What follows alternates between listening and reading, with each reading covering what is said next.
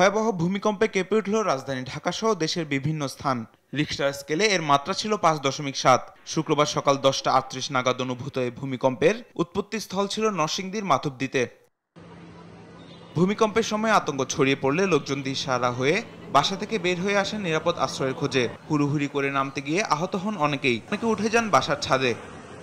আজকে যে ভূমিকম্পটা হয়েছে সেটা কখনো অনুভূতি করিনি। I've never felt an earthquake like this before. Never in my life. Like this was the first time. I was sleeping basically. সবশেষ খবর অনুযায়ী ভূমিকম্পে রাজধানীর বংশালে একটি ভবনের রেলিং ধসে নিহত হয়েছেন 3 জন পথচারী। এছাড়া শহরের বিভিন্ন এলাকায় ভবনের পলেস্তারা খসে পড়ে আহত হন অনেকে।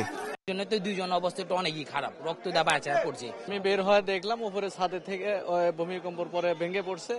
ভেঙে পড়ার পরে স্পটে 5 জন পড়ে রয়েছে।